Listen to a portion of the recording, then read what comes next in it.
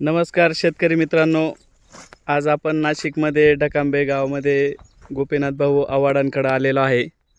त्यांनी आता गेले 5-6 महिन्यापासून त्यांचं पेरू पिकामध्ये एकदम सुंदर असं कामकाज आहे आणि म्हणजे एकदम प्रगतशील शेतकरी आहे. इथं डकांब्यामध्ये गेले 12-15 वर्षापासून मी येत असतोय. टोमॅटो त्यांचं जोरदार पीक असतंय, पण आता यावेळेस त्यांनी थोडं चेंज झाले. तर आता त्यांनी हे गेले 5-6 महिन्यापासून आता पेरू पिकात त्यांचं जोरदार काम चालू आहे.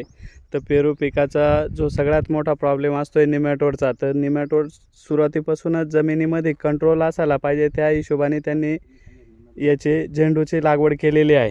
आता हे आपण बघू शकता. तर आपण त्यांच्यासोबत बोलूया. नमस्कार साहेब. नमस्ते. किती महिन्याचं झालं सर प्लॉट? प्लॉट 7 महिन्याचा आला. 7 महिन्याचा झाला आहे का? हो. आणि मग रोप कुठून आणलं आहे सर?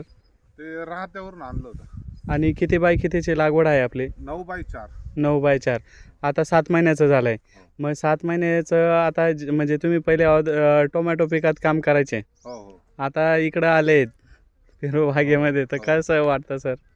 छान वाटतंय. आता सुरुवात केलेली, बघू कसं. आता पण छाटणी पण पकडलेलं आहे वाटतं ना, फळ छाटणी पण झाली आहे वाटतं ना? हो. ओके. अजून आपल्यासोबत डकांब्याचे प्रगतशील शेतकरी आहेत, मंगेश भाऊ बोडके. ते पण प्लॉटला व्हिजिटसाठी आलेले आहेत, तर त्यांच्यासोबतही बोलूया. सर नमस्कार. नमस्कार सर.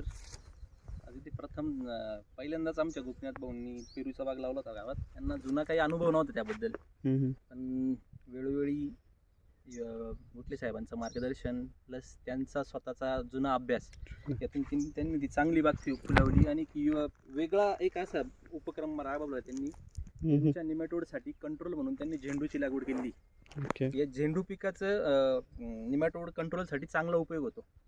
यासाठी त्यांनी ती झेंडूची लागवड केलेली आहे. 7च महिन्याचा बाग असून ती फुटवा चांगला झाला आहे. त्यांचं काम पण चांगलं आहे, माल पण पकडलेला झाडांनी चांगला. याबद्दल त्यांचं अभिनंदन. सोबतच गुटले साहेबांचंही अभिनंदन की त्यांनी वेळोवेळी येऊन. आणि अजून आपल्यासोबत लोटस कंपनीचे डायरेक्टर साहेब पण आलेले आहेत, किरण सर खेडकर म्हणून, विजिटसाठी. आज योगायोग आमची सगळ्यांची इथं पेरू बागेमध्ये विजिट झाली आहे. आपण त्यांच्यासोबतही बोलूया. नमस्कार साहेब. नमस्कार सर. आज आपण डकांबे परिसरामध्ये आलेलो आहोत आणि इथे जे आव्हाड साहेब आहेत आणि मंगेश भाऊ हे नवनाथ ॲग्रोटेकचे संचालक आलेले आहेत. तर शेतकरी मित्रांनो, गुटले साहेबांच्या ट्रीटमेंटच्या अंडर हे अतिशय सुंदर प्लॉट हा साहेबांनी बनवलेला आहे.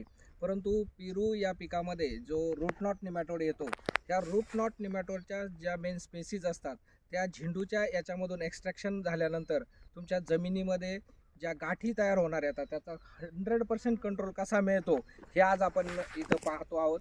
तर सुंदर असं झेंडूला सुद्धा 40 ते 45 रुपये बाजार आहे आणि त्याचा परिणाम ही जी व्हिजिटेटिव्ह ग्रोथ झालेली आहे एक 7 ते 8 महिन्याचा प्लॉट मध्ये, तर हे खरोखरच अभिनंदन करण्यासारखं आहे.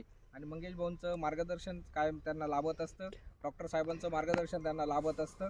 आणि शेतकरी बंधूंना मी तुम्हाला एकच आवाहन करेल, प्रत्येकाने आंतरपीक घेताना फक्त पैसा हा विचार न करता त्या झाडाला जे सर्वाईव्ह करण्यासाठी जी गरज आहे, उदाहरणार्थ झेंडू पीक असेल तर झेंडू पीक हे निमॅटोडसाठी खूप चांगल्या पद्धतीने काम करतं.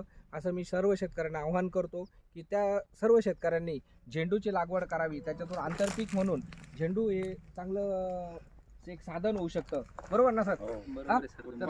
उत्पन्नाचं साधन होतं. म्हणजे तुम्हाला जोपर्यंत पेरू येत नाही तोपर्यंत झेंडू, म्हणजे आता उत्पन्न पण चालू आहे, चांगलं मार्केट पण आहे याला. आणि आपलं इकडं पण काम चालू आहे. याला जो 5-6 महिने वेळ घेतोय तर ते वेळ पण घेत आहे. आणि हे बघा, झाडाचं पण बघू शकता, झाडाचं डिस्टन्स पण भरपूर लांब आहे. असं म्हणजे त्याचा इफेक्ट असं इकडं त्याचा सायवड पण नाही आहे. जे पाण्याचं नियोजन पण त्यांनी सुरुवातीपासूनच दोन्ही ड्रिप केलेलं आहे. खाली शेणखत बेसल डोस टाकून झालेला आहे. परत आता हे फ्लॉवरिंगही आपण बघू शकतो. फ्लॉवरिंगसाठी आता कामकाज चालू आहे. ठीक आहे, थँक्यू, धन्यवाद, आभारी आहे.